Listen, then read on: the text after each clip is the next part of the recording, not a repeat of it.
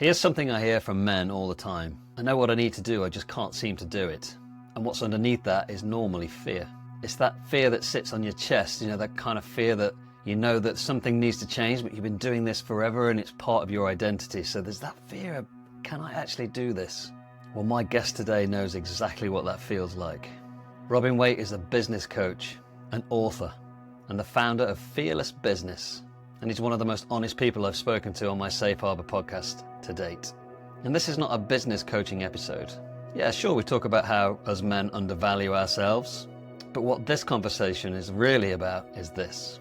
What drives a man? What sits underneath that drive? And what happens when your life forces you to change, either through your own decision or one that gets made for you? A decision that has you stop to really check in with what matters.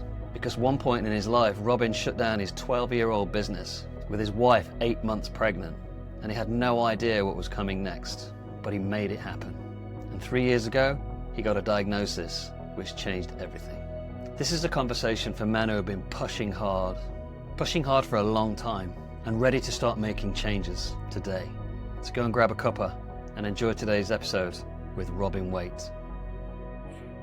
Right, there we go. Live. One, two, three. How you doing, mate? I'm good, mate. Thank you. Yeah, not too bad. The sun's out. What's not to like?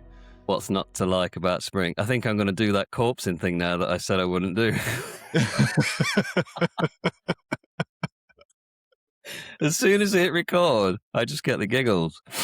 Come on, you're serious. A professional, Jamie. Get your act together. Deep breath. This is YouTube now. We've got to be really serious. Someone's watching this on their 52-inch widescreen TV. Come on. Oh, hang on. I need to move away from the camera if that's the case. Yeah. 50 wrinkles. I look in the mirror now and I go like, what's this shit going on here? What's this? Like a turtle. You're a bit younger than me, aren't you? Are you a bit? Or... Yeah, I'm a bit younger than you, but I've still got a bit of that going on, What's this? The moves, they're starting the moves. Yeah, I'm having to work a bit harder now to keep them up there, not down there. Yeah, you got a cleavage if you do that, have you? Yeah. All right. You're looking good though, man. You look good for your age. I don't know how old you are, I'm just saying that. 67. Stop it. You made me laugh. I'm trying to stop the corpsing. I'm 44, Jamie. 44. You're 44? You're not even halfway through 40s yet. No, that's why you look good. Yep, well, yeah. I don't work particularly hard either. I think that helps. And I've got a sport which I've taken up, which is outdoors. So I think at the moment, if you saw me probably midway through the winter, you would see just a pale white, gaunt face. Yeah. With probably less energy. I don't know, but the sun's out, so you caught me a good season. Yeah, you're looking good, man. Oh, yeah, well, that's what I look like right now. I've not been out in any season yet. I've had a little bit. I played tennis for the first time yesterday. Tennis lessons. So I did get out in the sun a bit yesterday. Turns out I am a beginner, after all. I was going, do I go on the intermediates? Because I've played a bit of racket sports in my life. No, I'm definitely a beginner, as I learned last night. Not a bad place to be, though, kind of beginning again. I think that's kind of... quite, in any sport, I think if you go into something a bit complacent, you end up with like Dunning-Kruger effect. You're like, yeah, I can fly this plane. And then it's like, yeah, right. Yeah. Well, my ego got really involved going, you can't be a beginner. You're 50. Come on. But I think part of one of the episodes of season 2, I think it was, of this podcast, Safe Harbour, was all about beginner's mind and how as we get older as men, we're like, I'm very good at starting again. I'm, going to courses or retreats and things, and I'm going, yeah, he's not making a very good job of this. I wouldn't do it like that if I was, you know what I mean? It's something like speaking where, I think I worked out the other day that I've done something like 300 plus speaking engagements over the last 10 years. So about 200 podcast interviews. So there are times when I'm kind of like, yeah, I think I could do a better job than that. Well, I hope you don't think this on my show. No. But without sounding like a bit of a dick, when you're an expert at something, it does make life a lot easier. But then conversely to that, as you know, I took up archery recently through health reasons, which, we may or may not dig into. So, like, clearly you've got that builder energy in you, haven't you, with the books and the the speaking, even the cycling and your surfing, you've got drive, right? Yeah. So what do you think sits underneath all of that for you? That's my first question. That's a really interesting question. So do you remember like your favorite toy when you were growing up, like that you used to play with and kind of get into a proper flow state with, or a game that you used to play Mm. with brothers or siblings or what, sisters, siblings? So mine was Lego, and I used to lose hours with my Lego models, and it was never really about the finished model that I built. I'm still into it, actually. You'll like this one. This was a recent Christmas present which I got given. Oh, wow, look So, at that. so I got that one, and then I've also got. What is I'll it? show Is off that the other the ones. is that the Millennium Falcon? And, no, and you'll see my middle class upbringing as well. So Oh, mate, look at that's my that. other That's one. well impressive. Hold that there So long enough for people to see it, because that is very cool. so obviously it's a Lego Land Rover, and it all kind of works and stuff. So you've got Wow, all it's like, you can open huge. it up, and the steering wheel makes the wheels turn and things. So Wow, things like that's that. But dedication. well, this one was about 2 full days, so 48 hours full build, just slowly working my way through it. Wow, that's impressive. You built that in And 48 I'm going to leave it hours. there just I'd for have fun. lost my patience after about 2 hours and gone, oh, this is shit. Right, I'm off to the pub.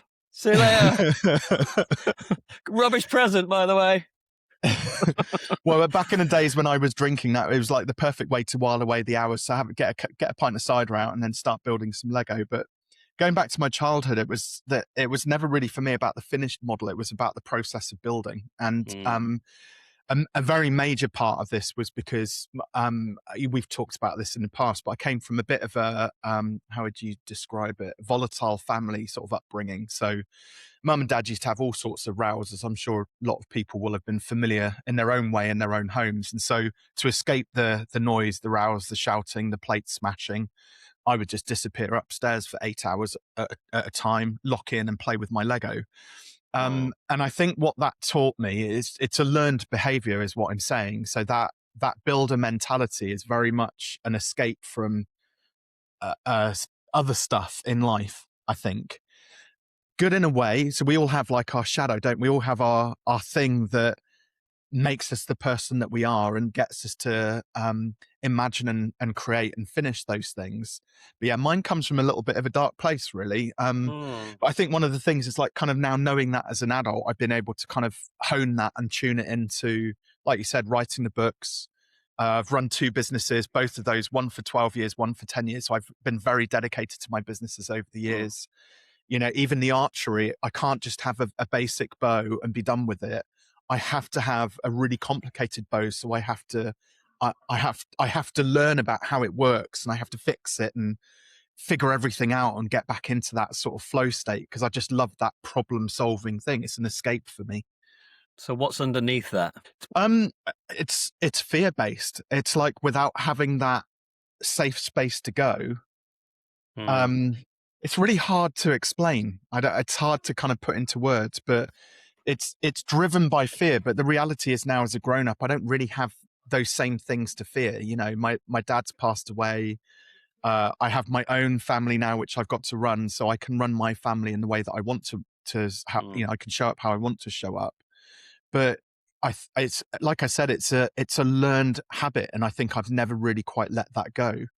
We're talking about that little 8-year-old boy, that little 8-year-old Robin, who is scared shitless making Lego. And so even though the fear isn't that dark sort of feeling is still no longer there, I still get joy in the creation, the escape, the building. Yeah. The escape. You're escaping into that place of, I guess it connects to your little boy, right? Yeah, 100%. Yeah, it's like nurturing it, because we all have our little boy. And I think that's some of the biggest work I've ever done, was connecting to my little boy, my inner child, my little Jamie that just needs a hug sometimes. It just needs. And when I realized that, when I connected to that, when that was presented to me as a concept, once I sort of got on over, I'm going years back now. Once I'd got over the woo what, like little boy, I'm 28. Once I'd connected to that, oh man, that just uncovered so much for me. Yeah. It makes me feel emotional just remembering the moment when it happened, when we did this exercise, connecting to your inner child, or, write to your little boy. What does your little boy need? And I check in with this little guy every day. Well, not every day, but and when I notice something's going on in me, I go, that's little Jamie needs me right now. What's Yeah. little Jamie saying? Yeah. Does that really land for you? You're nodding as well. 100%. Like little Jamie, little Robin, they still need nurturing. They still need a hug, and Mm, I'm the same as you. I think about the first time I was opened up to doing, that I learned that through sort of shadow work, that first introduction. And I've since done a bit of timeline therapy, or received some timeline therapy as well, which is a similar concept where you can kind of go back and dip into various parts of your life and come back out. yeah. And I think the times when I was most vulnerable was that little boy, and it's what's interesting is that there's another side to this as well, which kind of feeds into my business and what I do now with my coaching work. And this took a long time to figure out. I mean, this is something I've only figured out very recently. Because somebody's like, people ask you, why do you do what you do? And a lot of people will say, oh, I do it for my family. I do it for my kids. I actually think that's really bullshit. It's a bit of a wishy-washy kind of easy way out when you look at it. Mm, Because what I typically see, and this is what I was doing, I was avoiding the real truth. The real truth was that little Robin didn't really get much love at home. He was kind of ignored because mum and dad were too busy doing their own shit, arguing, mm, trying to make money, doing the best that they could. And I was hiding up in my room, not really getting any love. I was having to try and find it myself. And I realized that, and this is where you end up with that sort of, again, that part of the shadow. My shadow is uh, with the coaching work, especially. I feel like I'm getting some of that love back. I speak to people through my coaching work, and you can see that they're enjoying the conversation. They're having those insights. You get the adulation back, and it took me a long time to be open to receiving that. mm. And it was that crossover where I was like, oh, I'm creating this with my coaching work because I need that adulation and that love. And I used to think that was somehow selfish or egotistical, or I don't know, that I didn't really deserve it, and I shouldn't be making it about me. But actually, it's okay because I'm able to serve people when I'm in that space. I'm able to serve people at a really high level. So it's okay for me to get some love as well as serve other people. And that, again, for me, was a huge penny drop moment. And we're talking, it was post-COVID. So we're probably talking in the last maybe 3 or 4 years where I kind of slowly came to realize why I'd ended up working with all the clients that I get to work with now. Being in service, Yeah. massive. Yeah. Like, and I see the same in you. Like, you really light up when you have those deep conversations around your clients, either with them or as a coach discussing your work with other coaches and things like that. Yeah. I bet you probably are similar in terms of like, there's something which you need out of that, but also 100%. you need that energy to then be able to give as much as you possibly can do as well. Absolutely, 100%. Yeah. And, doing this work all the time, not just one-to-one stuff, because all my work's not one-to-one, as is yours, is not always one-to-one or in groups, but yeah, it fills me up.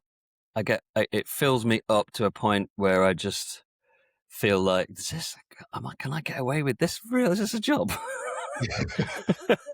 I get to do this all the time. Get to be in service. The tricky bit for me is remembering to take care of Jamie. Yeah. That's the tricky bit, because it can, I don't want to use the word addictive because it becomes addictive working with people and being in service, but it is kind of, I don't know about you, but I have to really monitor how much I give out, and like almost like a scale, if I'm giving out a lot, I need to make sure that I fill my own cup and my own Yeah. needs and take care of my own little Jamie, because if I neglect that, then there are little signs that start to pop up and happen, and maybe some of those addictive patterns might start to creep in, or stay up late, or I'll work too long, and then I start to feel depleted, and then I'm not able to be in service Yeah. because I'm just depleted and I'm tired. Well, and it kind of feels a bit like Groundhog Day as well. Yeah. I spoke about that last week when we were together. Yeah, like just this repeat. keep giving. And I'm constantly, as I'm sure you are, being approached by people going, would you come and be a part of this? Could you help out with this? You're a great coach. Could you come and help do this? And it's like, we can't keep doing that. We have to be really clear with boundaries around what we do and what we don't do. Right. Yeah. And it's taken me 100%. 50, well, not 50 years, because I did start doing this when I was 1, but it's taken me a long time to get really clear around those boundaries and say a really generous no, I can't do that right now. Like Yeah. Andy's Man Club that we've just formed this Andy's Man Club thing in Stroud, and I love it. It's a beautiful thing, but that's a big cup for me to hold, and so I won't take anything on while I'm doing that and while I'm doing my YouTube now, building this YouTube thing, because too many, as you know, I don't need to tell you this, but anybody who's watching this or listening to this, just be really careful what you say yes to and what you say no to, because it's so important that, especially as men, that we don't overcommit, especially if we're doing work which is really rich and fulfilling. It can become like, well, yeah, I've got to keep saying yes to this and yes to that. And Well, I think it's even less about what we're saying yes or no to. I think it's more about why we're saying yes or no to something. Mm. Because again, Yeah, at a basic human level, we all like to be liked, don't we? And even if we say no kindly to somebody, we feel like we're letting them down and they're not going to like us because, we haven't said yes to their thing.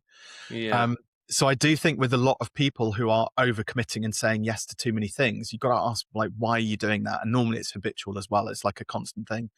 Again, I've been guilty of that, but it was a very simple diagnosis for me. It was like neediness. And mm, I needed to be needed in order to mm, feel needed, if that makes any kind of sense, right? So I was saying yes to stuff because that, like, oh, they need me. It's like, oh, right, I say yes. And then, a week or two later, you're like, God, why did I say yes to that? yeah, yeah. And it's building something, isn't it? Mm. Building a brand or a movement or something. When people start to send messages and go, "This is great, I love what you're doing," it's like, oh, we're building something. This is working. Like push something hard enough or waft it enough, and the little flame gets bigger and bigger and bigger. And then, but you got to be careful that you don't have this massive bonfire that you can't then control because it's just got too big too quick. But Yeah. my working class roots come from a place of, well, you if you want it done, you got to do it yourself. Yeah. You've got to have blood on your knuckles at the end of the day, and you've got to have sweat dripping off the end of your nose. And that's where I Yeah. come from, a working class mining town, so like graft, get on and do it. But so it took a lot for Defined me. by how hard you work, Yeah. versus how much of this you're using to work more efficiently. Yeah. Really had to notice that and step back and go, dude, you're doing too much. You need some help with this. Yeah. And it took someone, a good friend of mine, Phil, pointed it out to me. Get some help, man. You're doing too much. You don't need to do all that. What's true for Yeah. you about your upbringing? What sort of background did you come from? What's your version of that? Like, Yeah. how I did mean, you, and how did that relate to how you are now? Because we know you're a successful business coach. You've written books. You're, like you just said, you do all these public speaking and podcasts. How did your childhood sort of, and how did you grow up, and how did you get into this? yeah, I mean, look, I don't mind. There's no shame in it. I'm very much from a white middle class. I live in the Cotswolds. Hmm. Had a very don't know what the word is. I'm not like an inner city boy or anything like that. So I've had a very I'm full of a lot of naivety. Very privileged. I went to a private school. From the age of 4 through to doing my A levels. Right. But then mixed in with that, my dad's an Essex boy. His dad was a policeman. So graft, he saw it all the way through to his, receiving his retirement and pension after 30 odd years. Dad had a stint in the police for 10 years and then came out with injury. So dad's more of that working class sort of era. Mum comes from a very sort of equestrian background, with lots of money around horses and things like that. But again, when my grandfather started out working with horses, they lived in a caravan for 2 years on a field with the horses before things started to play out. So you could argue my parents probably started off as working class, worked their way up to middle class, Hmm. but everything was like scrappy. It was constantly like, their mortgage was they had to really stretch themselves to get the house which they got. And then dad spent every waking hour when he wasn't working on the house and doing DIY and projects and things like that. We never had a holiday.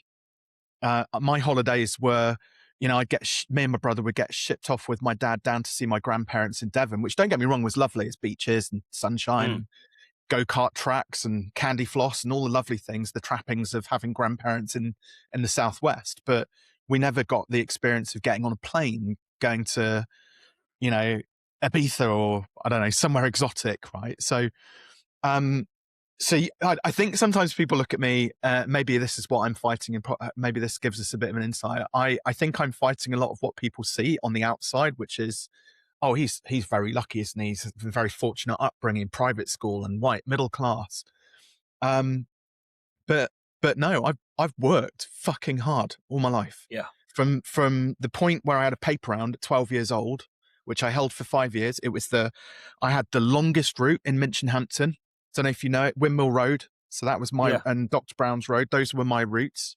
I had 100 homes, which I had to deliver papers to. So I had the biggest bag, but also I got the biggest little brown envelope full of money at the end of every week as well. Right. And it would come round to every Christmas. It was wonderful. It's like my favorite time of year. So I did this round, I think, for 5 years in the end, and all weathers. I would get up in all weathers, -5 snowing. I'd be there delivering my papers, but we'd get round to Christmas and then you get tip season come round. And I had the biggest tips. Like, I remember one year I got something like £180 in tips as like a 15-year-old. So, and I haven't stopped, Jamie. I've just worked. I've worked and worked. Graft. Did my paper round. I had a job straight out after sixth form. I then went and studied in the evenings to get a degree whilst I'm doing that job.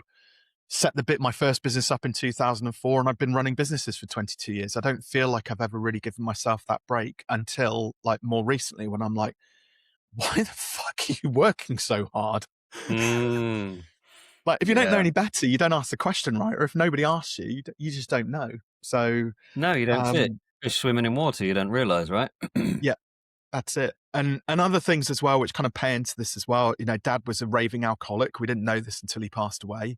Right. They went to, eventually after the police, he worked in the education department for a bit, and they went to clear his desk out because he got made redundant, but there was an issue with a colleague, kind of forced the issue.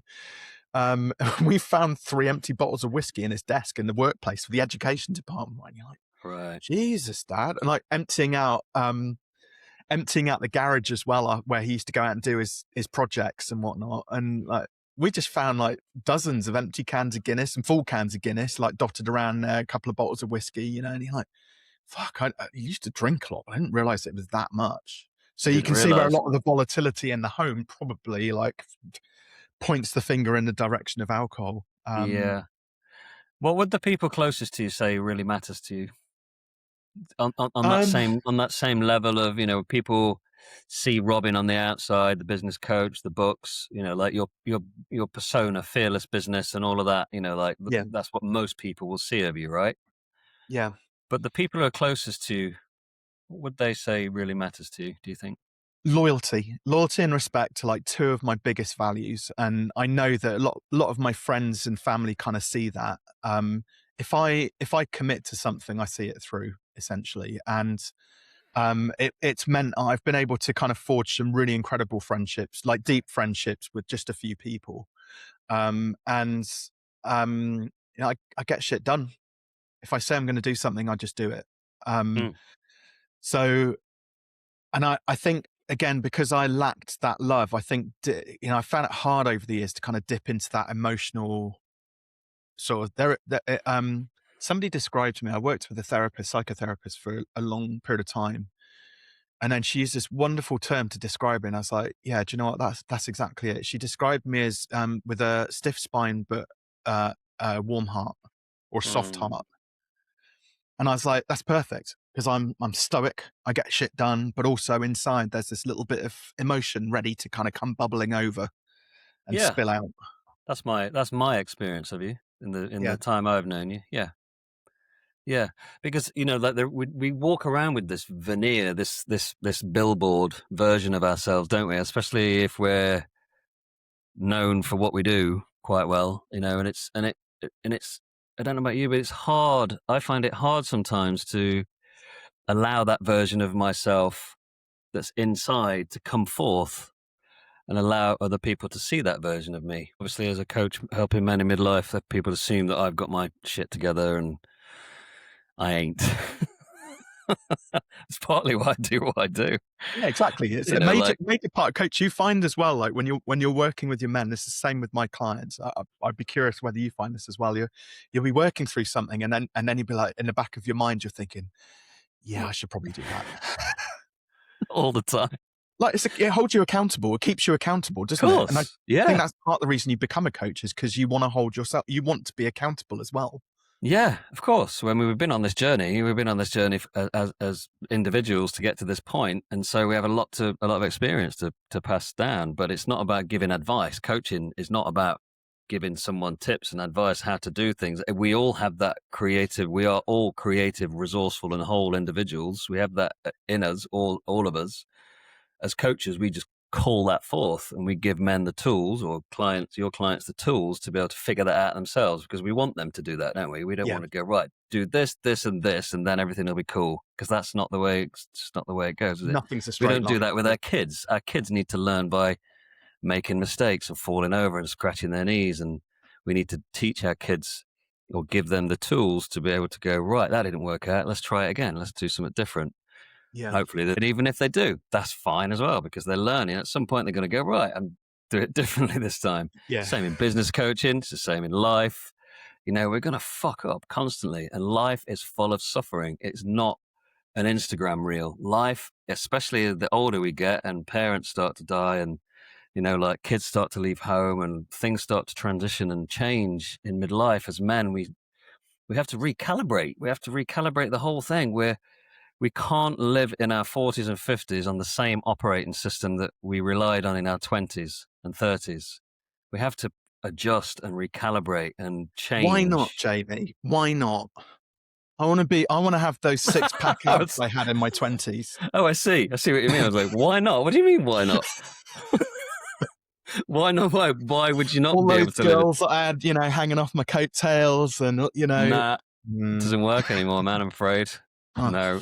That's why there's so many men, 50-year-old men walking around still, like with 18, 19-year-old mentality. They're adolescent. They're still acting like adolescents in 50-year-old bodies.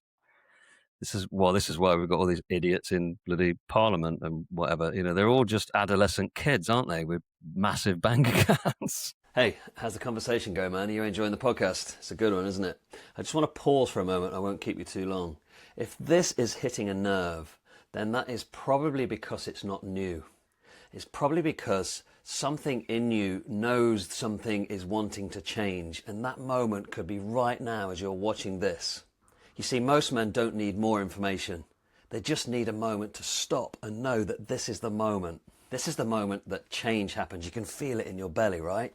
It's like a little mini calling that goes, okay, this is it. Now we've got to do something. Enough of standing still, flick off the autopilot and step into this next bit. So I've created something really simple for you in the show notes. It's all in there. And after this amazing conversation that you're listening to in this podcast, I invite you to go in there. Take that next step. If you feel it in your body, go in there after this podcast and check it all out. It's all there for you, man. Enjoy the rest of the conversation. This is an amazing podcast, right? Enjoy the rest of the show. I'd be interested on your thoughts on this, because I have a little bit of a theory. I genuinely believe that life has got a lot harder though I'm going to rephrase that. Not harder. I think life has got a lot more complicated over the past 2 decades. Just with the advent of technology like, if the difference between my upbringing, which was device free, like, mobile phones, tablets didn't exist back then. Social media didn't exist. The best piece of technology we had when I was growing up was a Game Boy, playing Tetris on that. But most of my childhood was like play based. It was just go outside, play with hay bales in the hay barn, go on little bike adventures with my brother. Like some reason it was safe to go out as a 10-year-old way back when, but now, it's unsafe to go out as a 15-year-old these days. Like, it feels like so much has changed over the last 20 to 30 years. And I think even as somebody who grew up in that play-based era, and now we're in the device-based era of growing up, even as a 44-year-old, I find it really quite challenging sometimes, quite just so much more complex, so many more things to think about. I don't know what your take on it is. Well, I agree with all what you just said, and everything's moving so fast. We we canoed to London once, not all the way. We walked to London for Extinction Rebellion. Remember Extinction Rebellion? We walked from the source. Me, Joe, and the girls. We walked from the source of the Thames. I forgot I was Kemble. talking to a criminal. I got let off. All right. All right. Okay. You've been a Another very story. naughty boy, Jamie. Another story. I did a 19 stretch. I did a 19 stretch for Extinction Rebellion. 19 hours. That was a whole experience. Wow. Have you been in a prison cell? Never. No. Oh, man. It was weird. I ended up in this prison cell like what you see on TV, like just a flat concrete bed with a tiny little squidgy little pillow and this sort of stainless steel toilet in the corner, which wasn't very clean. And when that door slammed shut and clang, and then they put the chung thing down like that, it sent shivers up my spine. And I knew I was only in for a little obstruction of the highway. I'm not going to go to prison, I know they're only putting me in there just to hold me for a bit. But it was a real moment of, because it took everything off me. It's really bizarre. Yeah, I felt really stripped of everything. Yeah. I had no phone. Like we were talking about technology. I couldn't distract myself with a phone or anything. I didn't have a notebook. I had nothing. No shoes. They took everything off me. I mean, they're obviously making an example of me in that moment. Yeah. Right. Yeah. You're going to mess around with us in there for 19 hours. Yeah. Yeah. But so that was a moment I felt really isolated and alone in that prison cell, and I couldn't get out. It's not like I climb out the window or anything. It was a real moment. You're about to say you were talking going down to London. Yes, going down to London was, we didn't see a single soul for about 3 days. And we were especially when we were on the water going really slow. And then all of a sudden we came across this bridge, traffic bridge was going across the canal, and how fast the cars were moving really struck all of us. We were like, oh my gosh, that is insane how fast life moves outside of what we've evolved as human beings to walk on the land and take things from the land and et cetera, et cetera. In a tiny little millisecond, we are now surrounded by technology and AI and stuff. And it really brought me home to how slow we are as humans in evolution terms, how slow we're meant to be. Yeah. And I think that 80s and 90s that we grew up in, we were closer to that than we've ever been. But now things are moving at such a ferocious rate that I think everyone's just like high on speed all the time. How quickly things move and how quickly everybody wants things. And Amazon Prime, they can't get it any quicker. If they get it any quicker, you click a button and the doorbell will go ding dong.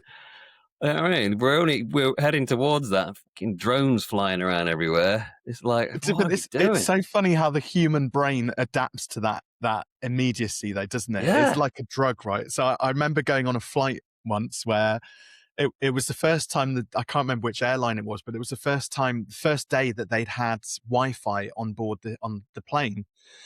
And of course, it's the first day. It didn't fucking work, did it? So, there's a guy next to me who is like kicking up all kinds of stink, with the air stewardess because Wi-Fi, you told us there was going to be Wi-Fi on this flight and it's not working. It was a Yank, so I'm not going to embarrass myself with trying to do an American accent. It's not bloody working.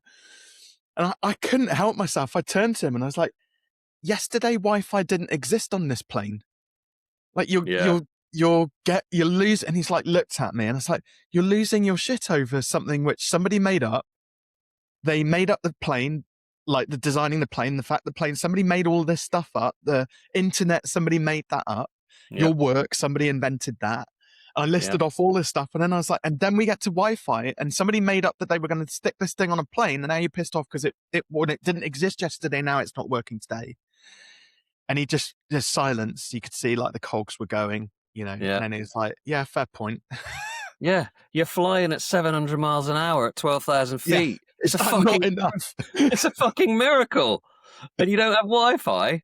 Here, have a bag of nuts, you idiot. Yeah. I tell I you know, what, it's crazy, but that's how we've evolved, isn't it? I had a wonderful experience. I went to Dubai at the start of the year, obviously before it all kicked off in the Middle East, and it was the first time I've flown business class. And that if you've never experienced the warm nuts that Emirates give you, like that is, I tell you what, that is the one reason you should book Warm? business class. They warm the nuts up and they taste How do they? gorgeous. I don't want to know how they warm the nuts up. In a microwave, I hope. Probably, yes.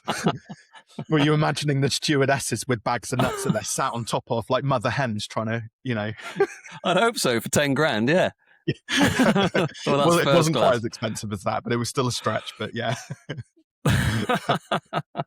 that's what I'd want for my 10 grand. Quite. So, in all of this, did there come a point where underneath all of this stuff, something starts to feel a bit off? In your career and this timeline. Yeah. Really interesting question. So the main one for me was, so I ran a marketing agency for 12 years. I probably made every mistake under the sun. Yeah. I don't have regrets, but if I could go back and replay that era with what I know now, God, it would have been different. But hey, benefit of hindsight, isn't it? Yeah.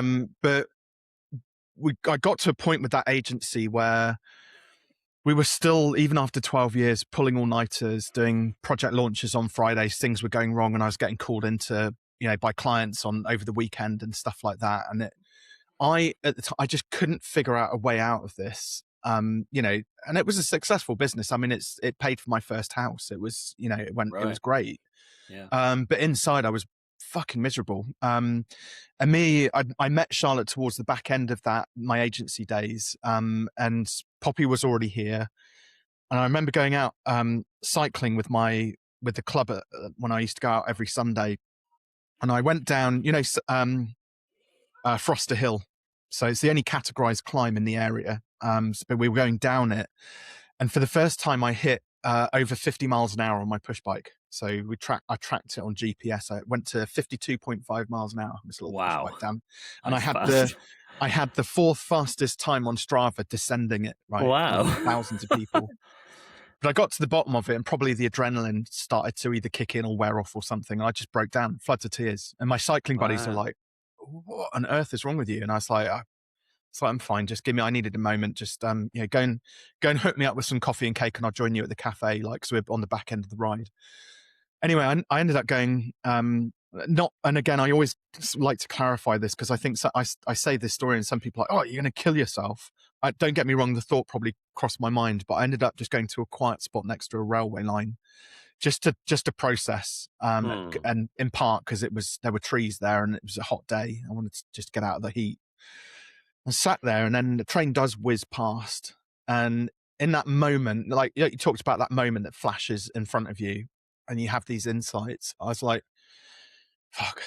I mean, I could throw myself in front of a train and it would all be over, all this anguish. But I was like, I'm smart enough not to do that. And I've got family. And I also want to really meet we had 2 planned cesareans. So the Sophie was literally 3 weeks away from being born. And we had the date, and I was like, I really want to meet Soph. We didn't know that was her name back then, obviously, but she was going to, so I was like, right, well, I'm not going to throw myself in front of a train. What am I going to do? And it was one of the hardest times, but probably also one of the best times in my life. Cause in that moment, in those last few miles, going and getting my coffee and cake and then heading back home to Charlotte, I made a decision. God, it's nice when you finally know something and you make that decision, right? You finally choose. Yeah. I was like, I'm going to shut the agency down, done with it. Wow. Didn't know what I was going to do, but I was like, I knew that I didn't want to do that anymore. Yeah. So I went home, and of course, Charlotte's like 8 months pregnant, bit grouchy, right? Got something to tell you. That business thing that I've kind of been umming and ahhing over, and well, I've got some good news and some bad news. She's like, right, what's the good news? I said, well, I've made a decision. I know what I'm going to do now. And she said, oh, great. What's the bad news then? I said, well, I'm going to close the agency down. International sign of distress goes up, and, but bless her, she supported me through the whole sort of episode. Obviously, there was a lot of stuff going on for me behind the scenes as well. Just it was around the time when my dad passed away, so that was still very heavy on on my sort of consciousness and energetically and everything. And yeah, I went in on the Monday. I had a team of 4 people. I sat them down around my little white. Do you remember my office with the white boardroom table in it? Sat them down around that table, and I said, "Hey guys, really sorry, but I've decided I'm going to shut the agency. Immediate effect. You can all go home. I'll pay you for the next 30 days. But we're done now. I'm done." And they were brilliant. So they there was one who kind of left immediately. The other 3 of them kind of had projects. They were midway through, so they agreed to work out those projects. And it was so, one, it was a massive relief, but it was just the way that they was the first time I got a real reflection of the type of person that I am. So I get a bit emotional because I remember one of them turned around and he just said, no matter what happens, we'll support you. Don't worry about us. Because that was my biggest fear, was I'm letting these guys down. And another one said, we kind of saw this coming. We were just assuming like it was and if not when, we were ready for this, and they couldn't have been more supportive. Bearing in mind they're all losing their jobs, they just treated me with the like utmost respect. It was says a lot so about nice. you, man. Says a lot about you, doesn't it?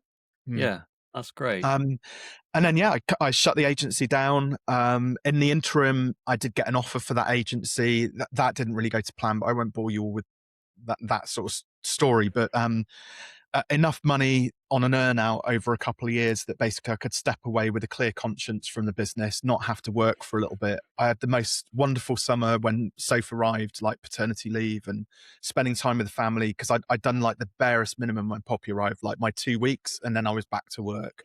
And I do regret. I regret not being more available when Pops arrived. So yeah, and then the transition happens. It's funny how like when you make a decision but don't know what the next step is, that somehow life figures it out for you, right? So, right, 3 months on, I'm ready for conversations again, and I like grown-up conversations, not ones about nappies and stuff like that. And NCT groups, God, I made the best friends through NCT, but fuck me, right? And then so I started going to networking meetings, and of course, the first question they ask is, "Oh, what do you do?" And I'm like, "Nothing." Kind of gleeful, smug look on my face. And they're like, "Oh, so, what do you mean nothing? Why are you here?" I was like, "Well, I sold my agency." "Oh, that's interesting. Do you think you could teach me how to do that? How I could build and sell it?" So again, they bribed me with coffee and cake. I didn't accept any money, and I just sit down and chat to people about their businesses in random coffee shops in Stroud. And turns out I was really bloody good at it. All those mistakes I'd made, I could teach other people how to avoid them. And I'd learned about productizing services and pricing and various things like that in the back end of the agency. And I really enjoyed it. So I took that opportunity then to, Fearless Business came to life in 2017. A brand which I'm so proud of, the work which I get to do with my clients now. Like honestly, I wouldn't say every morning, but 99% of the mornings I jump out of bed like Tigger, and I cannot wait to have these conversations with my clients. And I get to do some of the most incredible work with the most incredible people. And it was interesting. If I had been stoic or stubborn or however you want to describe it, and just carried on willy-nilly with the agency, like where I would have potentially ended up. It's just funny how life seems to just figure it out. Especially when you just, like you say, when you take the leap, not knowing, step into the not knowing, that's the hardest bit, isn't it? Yeah. He's so like Andy's Man Club say, the hardest thing about Andy's Man Club is walking through the door.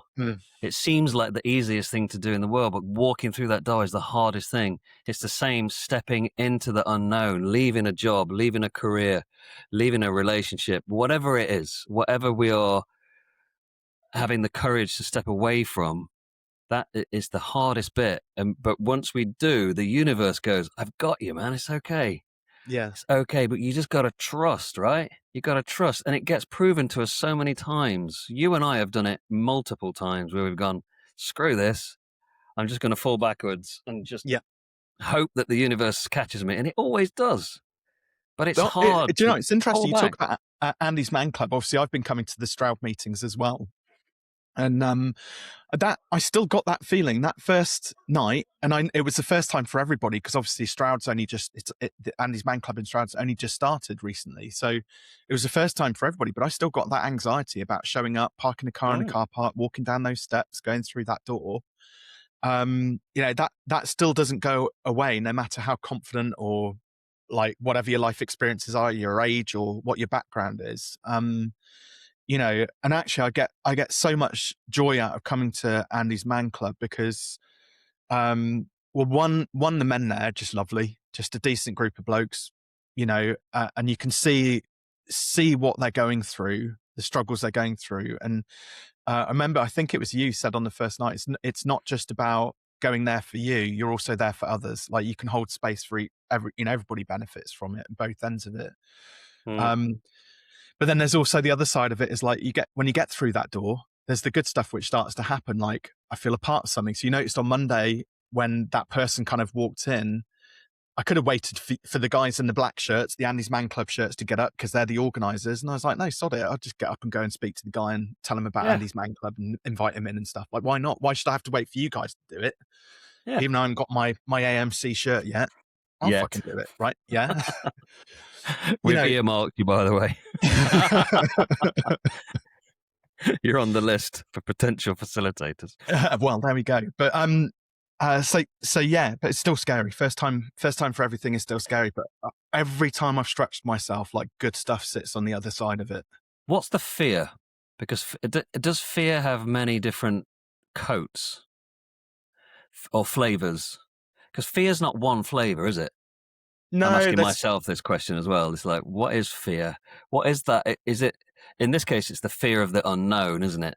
And humans, we're not good at the unknown. We like to know what's going to happen. We like predictability, and we like to know what the outcome is. And well, fear operates. For me, my understanding of fear kind of operates on several different layers in the brain. So obviously, you've got the reptile brain, the monkey brain, the empire builder brain, and the reptile brain where fear sits is that very much like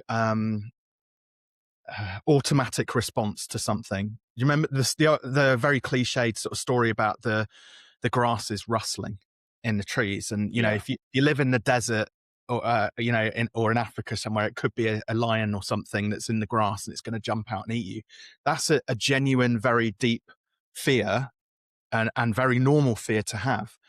I think where it starts to get interesting is where, we're again, middle-class white guys living in the Cotswolds. Like we don't have lions and tigers, or things that are going to eat us. A lot of the fears then sit in the monkey brain and the empire brain. We're very good at thinking up fears. So fear of judgment, fear of missing out. That's a big man one, right? A male one. Yeah. A basic fear of people not liking us. Another man one.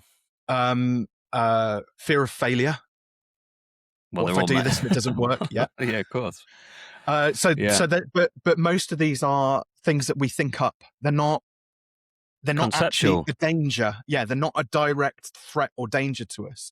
They're all just things that we think. So the fear is the thought of the thing, basically, which elicits that emotional response. The fear is the thought of the thing. So how do we overcome that? How you and I have a lot of experience in this, and we're not experts. I am not an expert in this. I still get scared. Of course I do. I always will be. What are some techniques that you apply when you feel that feeling of fear? And it's so easy to go, well, feel the fear and do it anyway. Fuck off. Feel the fear and do it anyway. Fear is a fucking good thing. It will save your life. Yeah. Fear is a necessary thing. It will stop you from doing dumb shit. So we need fear. However that fear shows up, I think it's really important to say that. If you're not afraid, of stuff, you're probably a psychopath, and you need to get that checked out. That's right? true. Yeah. So I think it's really important to acknowledge that we need fear in our lives. It's a necessity. But Jim, I was thinking as you were kind of formulating that or forming that question, do you remember the TV adverts where they were teaching kids to cross the road and they had the little hedgehogs? Do you remember those? I Yeah. can't remember. Right. So they're learning about the highway code back in the 1980s or something, Yeah. Can you imagine that back in the 1980s? Those little hedgehog animations were probably, mind blowing, right? But little hedgehogs about to cross the road, and then car comes, and mummy kind of stops the other little baby hedgehogs from crossing the road, and then mummy looks left, mummy looks right, mummy Mm. hedgehog starts walking, then little baby hedgehog walks. Okay, so the first thing I always ask when somebody's kind of experiencing fear is, well, has somebody else done this before you?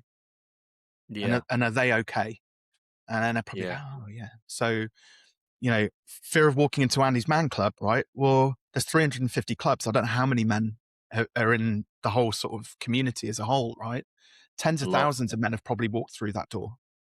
So, and they're okay. Yeah. So you're probably going to be okay. So we Yeah. look for evidence, essentially, is what I'm saying, the short version of it. Yeah. Um, the second layer to this is then just lived experience. What is the smallest, simplest first step to get a flavor of it being safe? What's the tiniest little version of it? The little hedgehogs. What if the mummy hedgehog wasn't there and the little hedgehogs come up to the edge of the pavement and they kind of stand in the road just for a nanosecond and then step back onto the pavement? Mm. And I can walk in the road. Okay. So it's just taking that first little step in Small. whatever it might be. Small step. Yeah. And then I think the third way of overcoming fear is asking for help. It's far easier to do stuff, achieve stuff when you've got other people walking alongside you. Whether they've done it before or not doesn't matter. You could have five scared blokes, stood outside an Andy's man club waiting to go in, and guarantee they'll all stand there and go, "Have you been before? No. Have you been before? No. What should we all go in together? Okay, yeah." And it feels that little bit easier. Just takes enough of an edge off it to, again, Yeah. help you to step into it. So, asking for help and doing it with the support of others, I think, is a massive part of overcoming fear. Hi, mate. If you've got this far in this episode, chances are you're really enjoying it. So why don't you do me a favor? At the end of this episode, click subscribe, whether you're on YouTube or Spotify or iTunes, it doesn't matter. That will boost the ratings and get these conversations out to more men. We need to keep having these conversations. It would take you just 10 seconds and I would so appreciate it. Back to the show. Thank you so much for your support. This podcast means so much to me and everybody who listens to it. Enjoy the rest of the show. Yeah, they're 3 great tips. Fear can be a paralyzer, can't it? And then we just don't do it. We can make excuses about not doing something. But, fear is also there to keep us safe. Like you said, it's there to protect us. Same with those little saboteurs up here that say, no, don't do that. Stay in this job. Don't do that. It's fine. It could be a lot worse, mate. 50 grand a year's fine. Don't get out of it. Leave. I know you're not happy, but 50 grand a year's fine. Yeah, you're probably right. And then all the other little, what I call accomplice saboteurs come in and back him up. The pleaser, the victim, the restless, all of these little hyperachiever, hyper vigilant saboteurs. They all come in and back it up. Before you know it, oh yeah, sod that. I'm not going to start that business, or I'm not going to. Whatever, it's so powerful, and it all goes on inside here. Yeah. And so what I do and what we do as coaches, we get men or we get our clients into here, because this is where the reality is. This is where all the juice happens, in this deep, rich reservoir of knowing. Because when we ask this, what the answer is to this thing, it answers like in a millisecond, doesn't it? Does, yeah. And then this fucking idiot up here gets in the way and go, whoa, what are you doing? Well, my heart just said to say yes to this thing. Well, don't listen to that. Just wait a minute. And then he goes, boys, come on in here, listen to this. Listen to what you just said. Say that again. I'm going to leave this job. What an idiot. You know what I mean? And then they all come in, and the heart space just goes and sinks. Gone. It's too late. It's happened. And that all happens in like half a second. So what the slowing down and listening to what's going on in here And it can, even when I do that, some blokes will go, that's a bit woo-woo, what are you doing? Whoa, whoa, whoa, take your hands off your chest. Why are you rubbing your chest? Get used to rubbing your chest. Yeah. Yeah. Because that's where your heart is and your belly and your gut. That's where the answers are. This idiot up here just, how far's this guy got you over the years? With this making this, I mean, it's amazing, isn't it? Our mind, the human mind is incredible. It beats any AI. Well, mine doesn't, but but what AI can't reproduce yet is this. Yep. Can it? It cannot replicate emotion and feeling and like knowing the answer in a heartbeat. I don't know how I got into that, but I think it's important to name it because it's part of the fear, isn't it? That's why we're talking about fear, weren't we? Yeah. When you fear something, check in here. When something up here goes, no, don't do that. Go, whoa, hang on a minute. I hear you. I know you're trying to keep me safe. I'm just going to check in with this guy in here first. Okay. What do I really want out of this? What's really important to me? Just check in with here and just notice how quickly this guy shuts up. Yeah. Because we can control this, can't we? We can quieten that down and listen into our hearts and our bellies. We just don't have time to do that because everything's going so fast, so quick. Well, I look at, do you know, one of the most valuable lessons I think I've had over the last 12 years has come from my daughters. When you see them grappling with something and you can see, because they're less about this and it's very much about this. Yeah, by default. And that's given me such an enormous number of insights about kind of how the human psyche works. And it's like, at what point did that get switched off? That child in us gets programmed to, you know, switch from this to this, like by default. Yeah. You know, I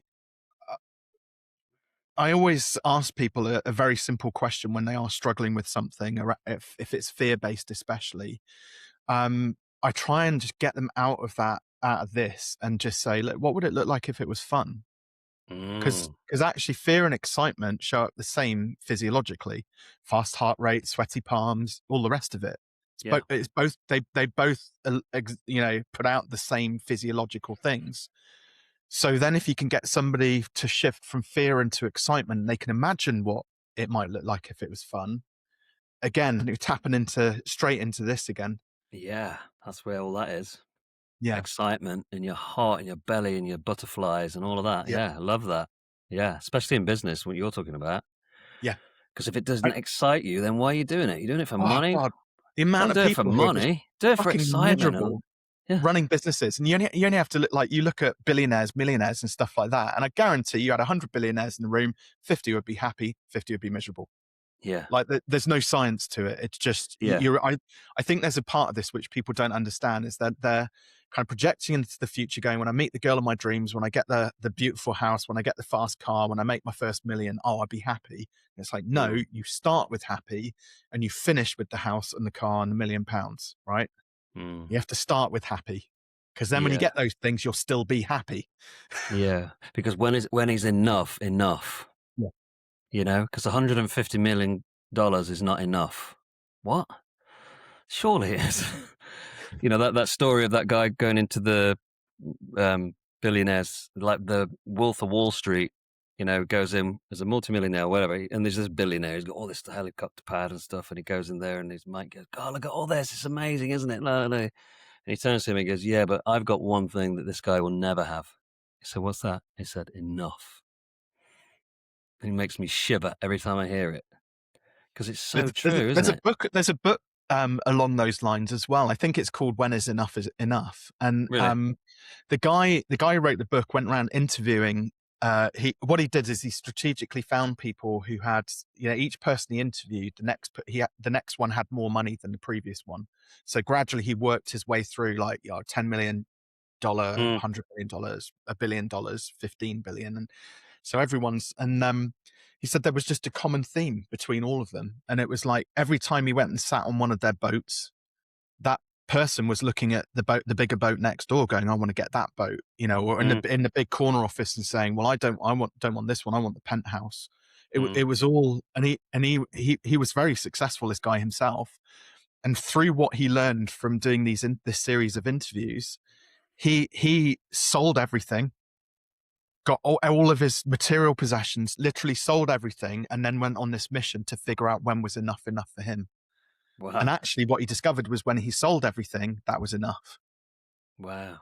And We- it's really fascinating. I mean, I've summarized an entire book in about 30 seconds there, but that again was just a very valuable lesson for me, which was, not least the health reasons I'm grappling with at the moment, but it was very much like, stop fucking chasing, Robin. Just yeah. stop, give up. Like, Great. when are you going to stop Yeah. and start, like, what does fearless business look like if it's fun? What does freedom look like to you? Like you, I've poured hours of time into my business. Like, when do I stop doing that stuff? Yeah. And then, finances. Well, yeah, I've tried to scale my business twice in the last decade.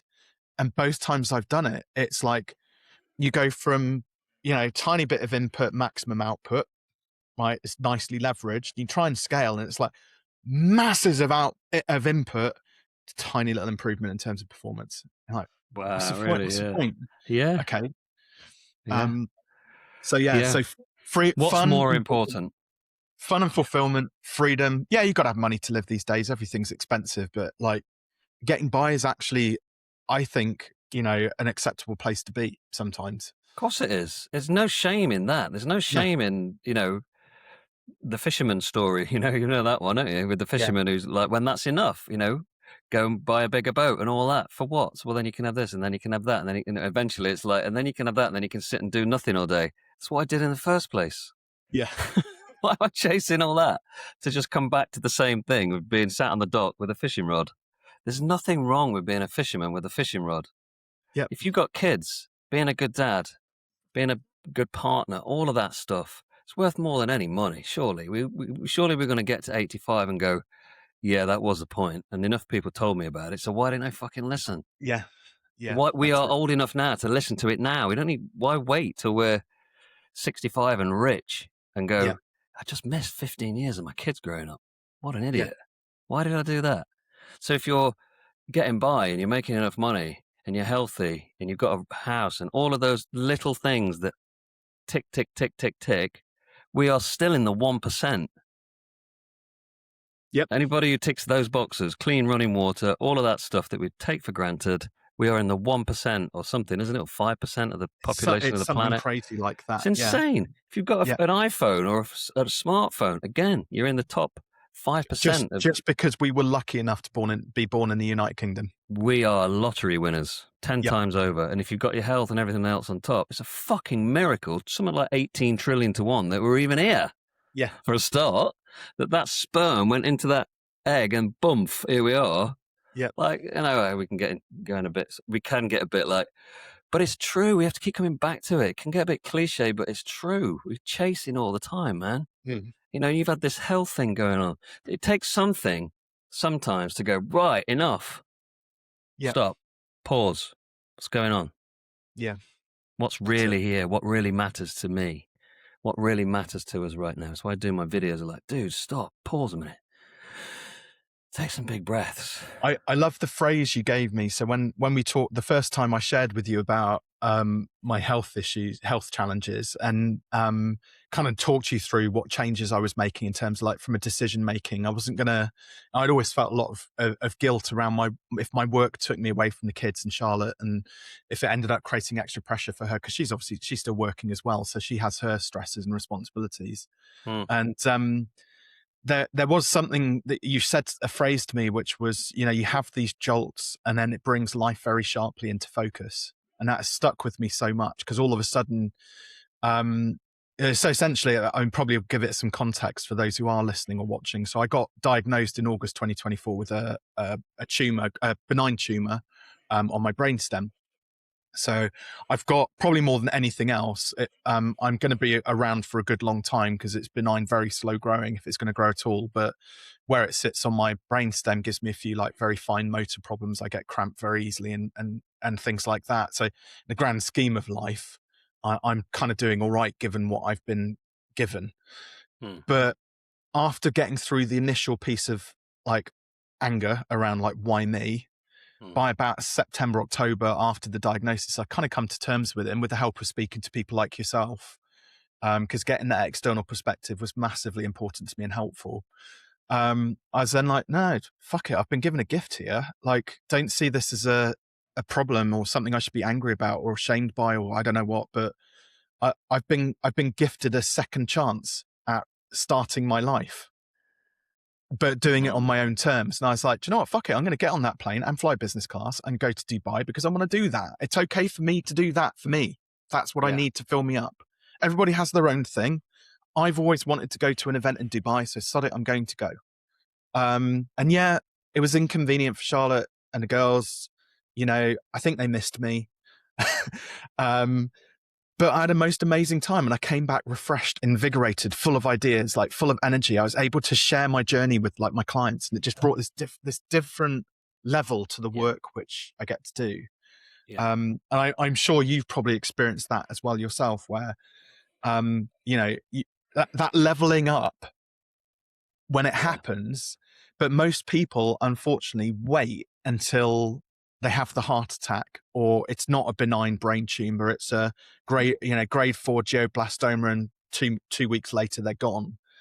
The jolt happens because of somebody else leaving this planet, as opposed to I was fortunate enough that I got a bit of a warning shot across the bow and I've been able to deal with it. So yeah, I suppose if I had a I don't know, one liner off the back of that, you know, there is stuff that everybody has in their head that they would love to do. They're waiting to do it. They're waiting for permission to do it. The only person that's ever going to give you that permission is yourself, essentially. So get after it. If there's anything, could be a business you want to start. It could be a holiday that you would love to take, a trip, a car that you want to buy that you've always coveted, you know, whatever it is, get after it, get it. Because like I know it's so cliched, we do only have one shot like on this planet. We have one go at this.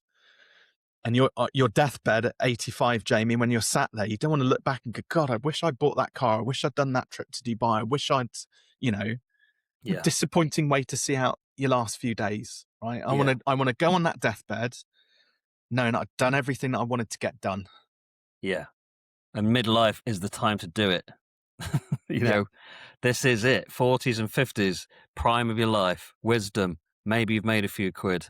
Maybe your kids are starting to fly the nest a bit, or at least getting older and they can look after themselves. And, you know, things are starting to get a little bit easier. Not easier, but, you know, like if we don't do it a bit more comfortable. If we don't do it in our 40s and 50s, and probably 60s as well nowadays, like, this is it.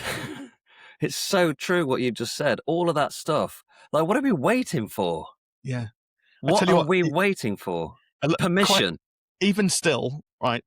Charlotte will say to me, I know I'm going to be all right. I'm going to be around for a good few years annoying people, right? I'm not going anywhere. I just have these annoying symptoms I have to deal with. But even still, there is a side of it. It could grow, right? Tiny, small chance. So every now and then, Charlotte will say something to me like, oh, when we retire or when the kids are grown up. And I have to say to her, we might not have that chance. We might not have that luxury. So why don't we think about bringing that time horizon forward and actually doing something about it now? Which is the gift in it that you're talking about, right? Yeah. That is the gift that you're turning towards the gift rather than the victim or the two sides to this, aren't they? Go, yeah, poor me. I'm so, you know, I'm sure you went through that. And of course I would too, get really angry at this, you know, but what you're doing is you're turning towards the gift of this. This is like, we're not wasting time. We're not going to wait for that. We're going to do it now. If we want to do it, then we'll do it now and we'll make it happen. And that doesn't have to be always flying first class or business class, but it means like, get up early, and you said you stopped drinking for a bit, didn't you? Yep. Yeah. No, I'm coming up for 3 years sober in June. Great. So, take all of those things out of the way that are getting in the way of you living the best life that you can. Like, what's the milk that you keep pouring in your margarita? If it's drinking, pack it in or do less of it. You know, like Rick Rubin says, the intention. Rick Rubin, the music producer, big white beard, you know. I love this. He wrote a book called The Creative Act. The nugget I took away was this thing. He said, and I'm paraphrasing them, it's not the exact words. The intention is not to create art, but to create the conditions from which art is inevitable. Isn't that beautiful? Yeah. It's like the idea is not to create the thing. just create the conditions, and that will just be inevitable. Swap the word art for life. For life, exactly. Yeah. Or business, or relationship, or whatever it is. You know Yeah. what you need to take out of the equation to make that happen, to make it inevitable. So just do that. Yeah. And give yourself a chance. Give yourself a fighting chance. If you don't want to stay in this country, go and, or if you want to be a musician, go and hang out with musicians. Yep. If you want to be a positive person, hang around with positive people. If you want to be a rich and successful business person, go and hang out with entrepreneurs. Yep. And I'm not preaching to nobody here. This is Yeah. like me too. I am on my own journey, and I'm just, like we're sharing this conversation with men who are listening to it. And I hope it jolts, if just one person listening to this podcast today, if it jolts them out of that place of feeling like, oh, I can't do this, into, you know what, screw this, I'm going to have a go. Then that would be a great outcome. 100%. I think we're coming into land, man. Yep. We've had a great conversation. I've really enjoyed hanging out for an hour. Likewise. What's one thing we're going to take away from today's conversation? So I called my brand Fearless Business, because it's about fearing the things in business and life ever so slightly less that stop you from achieving your goals. So if you can just take the edge off it enough, just to step out of that fear zone and take that first little step. I know I said this earlier on. Magic can happen. It's not about being reckless and doing dumb shit. And I'm definitely not buying a motorbike anytime soon in my midlife crisis. Maybe a caterum, maybe. But just take the edge off it. Just fear it ever so slightly less and take that first step. And I can guarantee there are people out there who they've had this idea swilling around in their head for goodness knows how long. Give it a shot. Yeah. Didn't you write a book called Give It a Shot? Take your shot. Yeah. Take your shot. So that's one of your books. Yep. I'm going to put all of your stuff in the notes on the YouTube thing here, and TikTok and Instagram and wherever else we shove this incredible conversation for men and women to listen to. But this is for men. This has felt like a men conversation. Yeah. Robin Waite, what a great pal. I love that you've come on here. We're going to go for a walk this week, hopefully while the sun's shining. Take your dogs out for a walk. Yes, that's it. Thanks for coming on, my friend. Honestly, I'm so humbled you would invite me on, Jamie. I'm really chuffed. I thoroughly enjoyed the conversation. I really respect you, and I respect what you do, and I know that is a reciprocal thing. We're both doing great work in the world, and it means a lot for you to come on here. Thanks, man. Thank you. All right.